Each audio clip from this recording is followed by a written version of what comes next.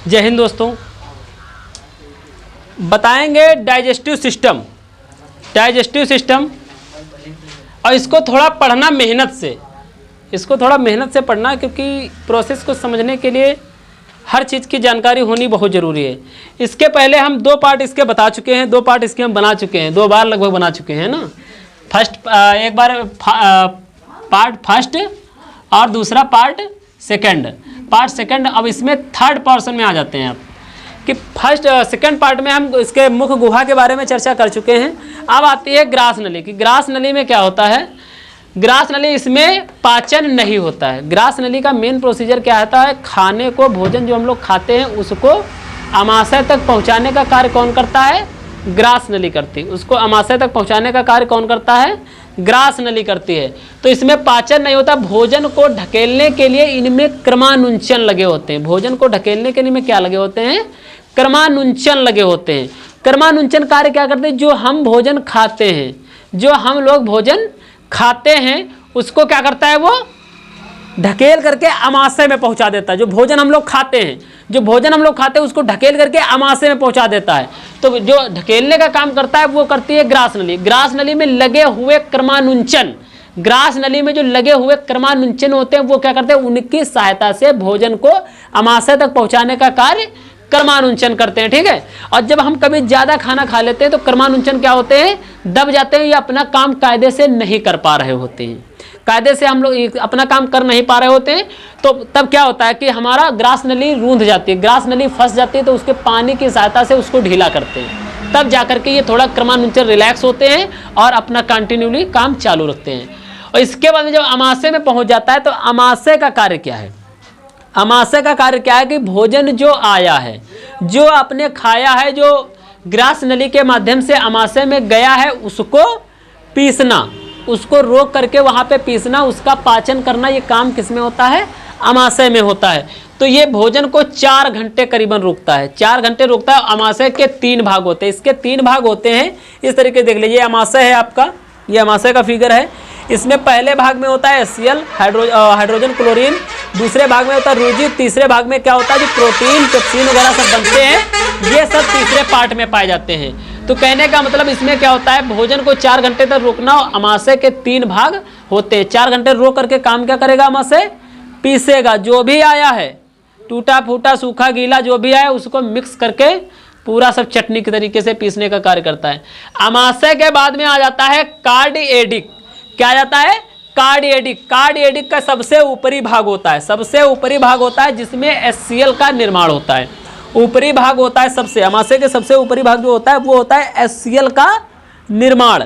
HCl का निर्माण, HCl क्या करता है? यह एक जीवाणुनाशी पदार्थ उत्पन्न करता है कि जो आपने भोजन खाया है, जो आपने भोजन खाया उसको क्या करता है कि उसमें जो जीवाणु आ रहे हैं, बेकार बैक्टीरिया आ रहे हैं, उनको क्या करता है? नष्ट करने का काम करता है। आ गए खतरनाक सब चीज़ें इसमें आ गई। अब इसको देखा कि बहुत खतरनाक बैक्टीरिया आ रहे हैं, तो इसके बस की बात जितनी होती है, HCl के जितने बस की बात है कि हाँ इनको हम नष्ट कर देंगे, उनको नष्ट कर देता है। जो खतरनाक है वो बराबर टक्कर ले लेते हैं। वो सीधा कह देता है बेटा हमसे नहीं तुम बात कर पाओगे, हम तो निकल ही जाएंगे। तो इसको रोक नहीं पाता है। फिर ये क्या करता है? जो वाला भोजन को तोड़ने का काम करता है।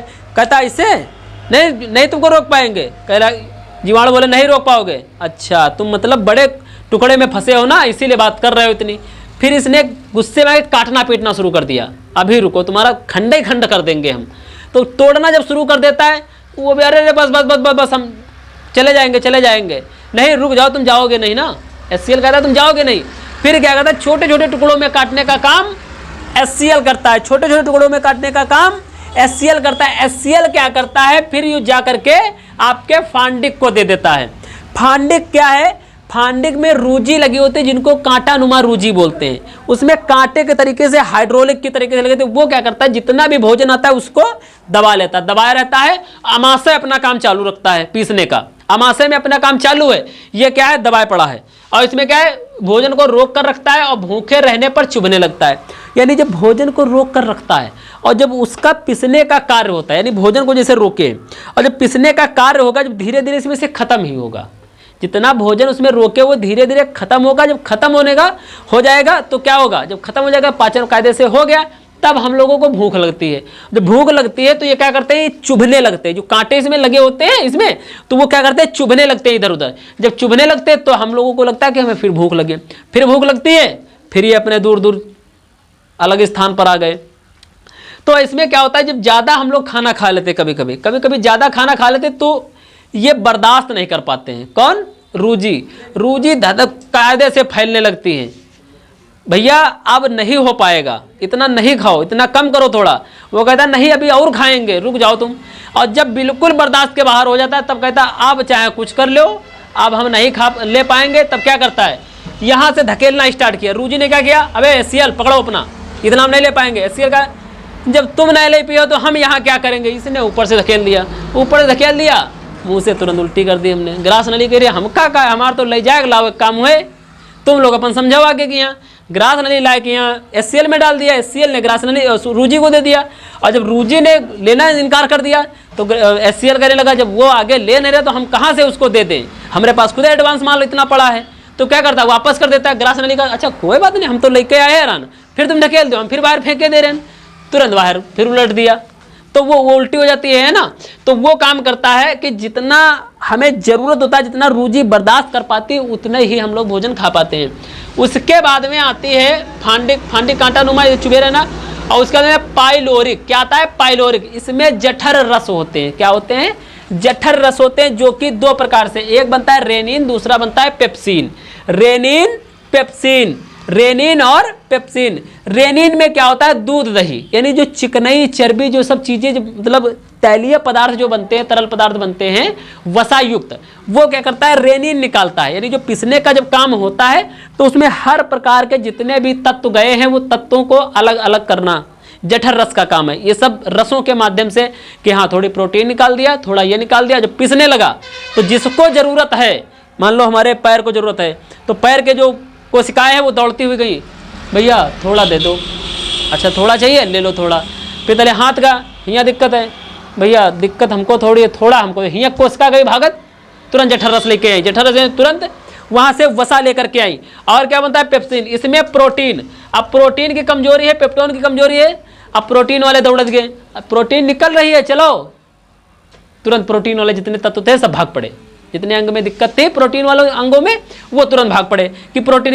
इसीलिए जब प्रोटीन की जरूरत है तो प्रोटीन खाने के लिए कही जाती है, कैल्शियम की जरूरत होगी कैल्शियम खाने के लिए कही जाती है।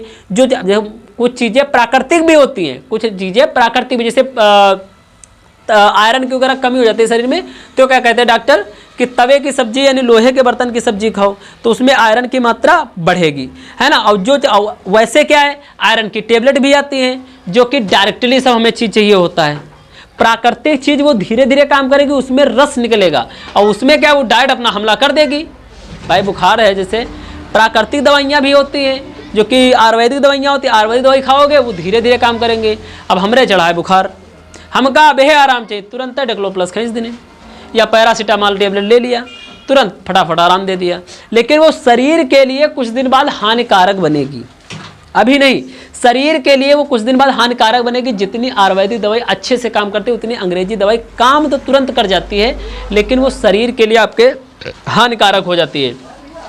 तो ये इसमें सारे पॉइंट थे, 3 भाग थे इसमें, एक था HCl, दूसरा रूजी और तीसरा अन्य तत्व में जिसमें जठर रस वगैरह सब कुछ बनते हैं। इसको थोड़ा मेहनत से पढ़ाई करना, इसको मेहनत से देखना। और दूसरा इसके जो दूसरे पार्ट है, पार्ट 1 पार्ट फर्स्ट सेकंड, इसमें जाकर के पिछले वीडियो में जाकर के आप देख सकते हैं। इसका चैनल का नाम है JCM क्लास, इसको आप यूट्यूब पे सर्च करके आप इसको सब्सक्राइब कर लेना और इसको लाइक व कमेंट भी कर दें। और जिसमें इसमें आपको कोई त्रुटि लग रही हो तो उस पर भी आप लोग कमेंट कर सकते हैं। और पढ़ाई थोड़ा मेहनत से करें क्योंकि पढ़ाई से ही सब कुछ होता है। किसी शायर ने बहुत अच्छी बात कही है कि मेहनत करने वालों की कभी हार नहीं होती, मेहनत करने वालों की कभी हार नहीं होती। और मेरे भाई सरकारी गाड़ी से भी अच्छी कोई कार नहीं होती, सरकारी गाड़ी से अच्छी कोई कार नहीं होती। तो मेरी आप लोगों से यही कामना रहेगी कि आप लोग मेहनत करें, पढ़े लिखें और एक सरकारी अफसर बन करके घूमें। जय हिंद।